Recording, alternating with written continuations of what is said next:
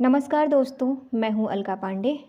आइए आज मैं आपको बताती हूं कि सुपर टेट 2022 के लिए सिलेबस क्या-क्या है और कितने मार्क्स का आता है, कौन सा टॉपिक आता है, कौन-कौन से सब्जेक्ट हैं इसमें और क्या एलिजिबिलिटी क्राइटेरिया है, एज कितनी रहनी चाहिए और कितने एकेडमिक मार्क्स जुड़ते हैं उसमें और क्या पास होना चाहिए, क्या क्वालिफाइंग नेचर का होता है, वो सारी चीज़ें आज हम डिटेल में जान लेंगे।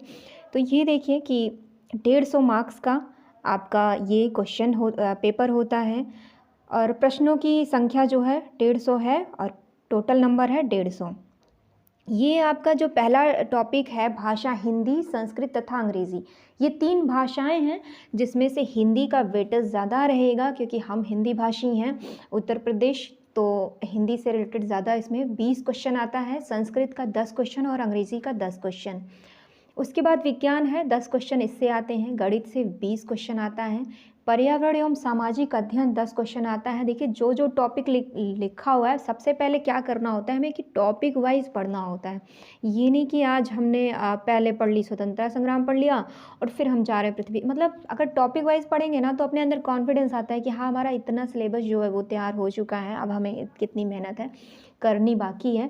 तो वो सारी चीज़ें हम टॉपिक वाइज पढ़ते हैं तो ही कर पाते हैं। बीच बीच से पढ़ने से कोई पता नहीं होता। हम 1 महीने इस तरह बीच बीच से पढ़ते हैं, पता लगता है 30 दिन बाद हमें ये पता लगता है यार हमने तो कुछ पढ़ाई ही नहीं की है।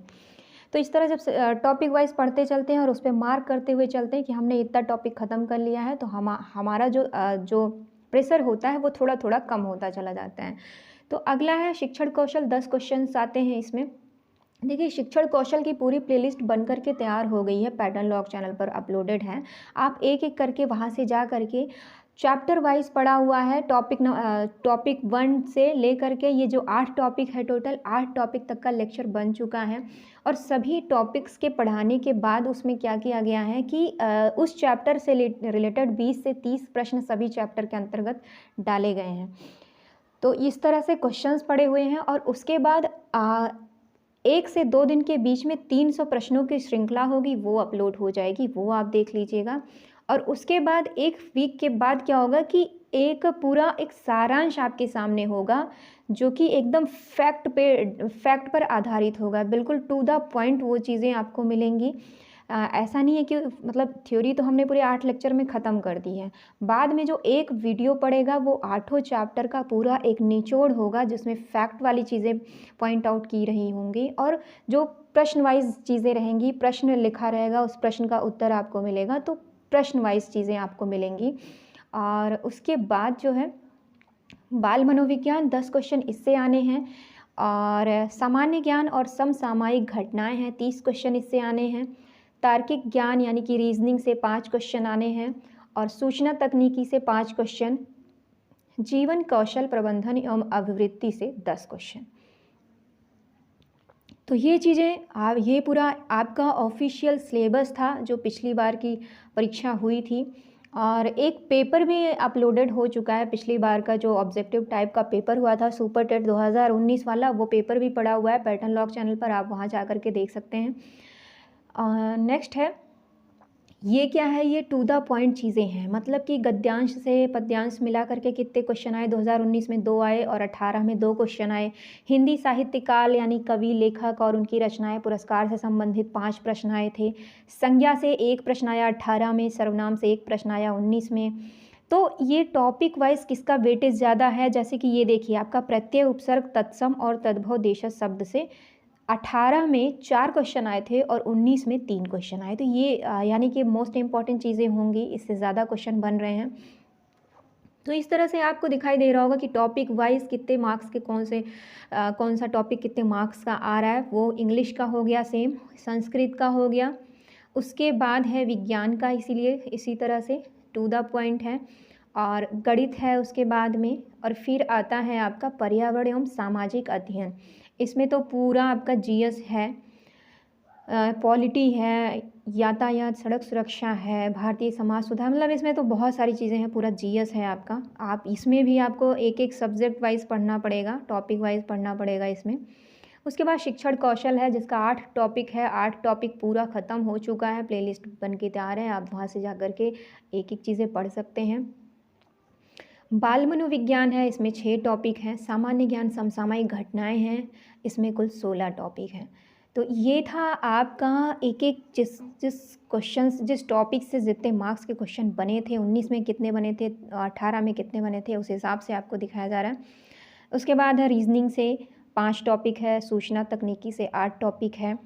तो ये अब जैसे शिक्षण कौशल का हमारा 8 टॉपिक ख़त्म हो गया, तो अब आपको सूचना तकनीकी के जो ये 8 टॉपिक हैं, इसको मैं लेकर आऊँगी आपके समक्ष। आप फिर उसे मैं ना मतलब मैं क्या करती हूँ कि एक-एक टॉपिक वाइज़ एक-एक लेक्चर होता है, उसे पढ़ने में आपको भी आसानी होती है और हमें भी आसानी होती है कि हाँ, हमारा जो है इतना टॉपिक कवर हो चुका है। बीच-बीच से कूद-कूद करके पढ़ने में ना मज़ा नहीं आता उतना। नेक्स्ट है जीवन कौशल प्रबंधन एवं आवृत्ति। तो इसके ये 6 टॉपिक हैं। 6 टॉपिक से क्या है कि सबसे ज़्यादा जो क्वेश्चन बने हैं वो प्रेरणा से बने हैं और संवैधानिक और मानवीय मूल्य से बने हैं। तो ये था। और उसके बाद ओवरव्यू क्या है ना कि 150 मार्क्स का पेपर, 150 क्वेश्चन और 2.5 घंटे। योग्यता क्या-क्या चाहिए आपको? हाई स्कूल चाहिए, इंटरमीडिएट चाहिए, ग्रेजुएशन चाहिए, बीटीसी या बीएड चाहिए या डीएलएड चाहिए, और उस इतना करने के बाद सीटेट या यूपीटेट का प्राइमरी लेवल पास होना चाहिए। ये है। उसके बाद नो नेगेटिव मार्किंग, यानी कोई भी नेगेटिव मार्किंग नहीं हुई है। देखिए पिछले 2 पेपर के अकॉर्डिंग ये बनाया गया है सिलेबस, क्योंकि 2022 के लिए अभी कोई सिलेबस नहीं आया हुआ है, डिज़ाइन नहीं किया गया है, तो हमारे पास अभी तक नहीं आ पाया है। तो ये पुराने सिलेबस के अकॉर्डिंग है, तो नो नेगेटिव मार्किंग को आप मान के चलिए नहीं रहेगी। और एज 21 से 40 वर्ष। यूपीटेट सीटेट में जो जनरल की क्वालिफाइंग मार्क्स है वो 90 लाने हैं, ओबीसी एससी एसटी को 82 नंबर लाने हैं, तो वो सुपर टेट के लिए एलिजिबल रहेंगे। ये सिर्फ क्वालिफाइंग नेचर का होता है, ऐसा नहीं कि किसी का 90 है और किसी का 120 है तो वेटेज 120 वाले को मिलेगा, ऐसा बिल्कुल नहीं है। ये कहीं नहीं जुड़ता है, ये सिर्फ पासिंग मार्क आपका काफ़ी रहेगा। 90 या फिर 82 जो जिसके भी हैं वो काफ़ी है, ज़रूरत नहीं है उसको 120 और 130 से कॉम्पिटिशन करने की। उसके बाद एकेडमिक मार्क्स हैं। ये इम्पॉर्टेंट चीज़ें हैं, जितना ज़्यादा एकेडमिक मार्क्स होगा उतना ज़्यादा आपको फ़ायदा है।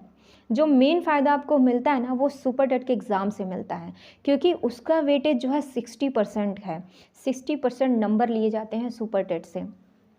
जितना ओवरऑल आपका नंबर आएगा उसका 60% आपको निकालना होगा। वो 60% क्या होगा, ऐड होगा आपके मेरिट में। तो मेरिट किससे बनती है? सबसे पहले 10th का 10% अंक लिया जाता है और 12वीं का 10%, ग्रेजुएशन का 10% और बीटीसी या बीएड या डीएलएड का 10% अंक लिया जाता है, और सबसे ज़्यादा सुपर टेट का 60% अंक लिया जाता है। सुपर टेट में क्या है कि सुपर टेट में भी एक क्राइटेरिया है कि अगर जनरल वाले जो कैंडिडेट हैं अगर उनका 45% नहीं आता है तो वो फेल हैं, और 45% से जितना ज़्यादा आपका आता है उतना आपके लिए फ़ायदा है। तो 45% जो है वो 150 में आपको 67 नंबर लाने हैं। ओबीसी एससी एसटी के लिए 40% अंक लाना अनिवार्य है, 150 में 60 अंक यानी कि।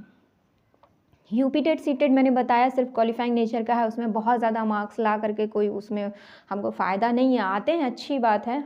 और उसके बाद क्या है, बस हो गया। ऑफलाइन एग्ज़ाम है, आप जानते हैं, बता दिया मैंने पहले ही।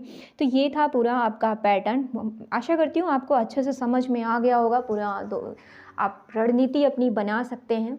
कोशिश हमेशा यही कीजिए कि एक एक जो भी सब्जेक्ट उठा रहे हैं वो टॉपिक वाइज पढ़ाई की जाए। बीच बीच से पढ़ने से कोई फ़ायदा नहीं होता है, बाद में निष्कर्ष निकलता है कि हमारा जो है पूरी तैयारी हमारी नहीं हो पाई है। टॉपिक वाइज पढ़ाई करेंगे, पूरा टॉपिक एक बार सारा ख़त्म करके दूसरी बार आप उस पूरे हर एक सब्जेक्ट को रिवाइज़ कर लीजिए, और उसके बाद फिर क्वेश्चन पेपर को सॉल्व करना सीखिए।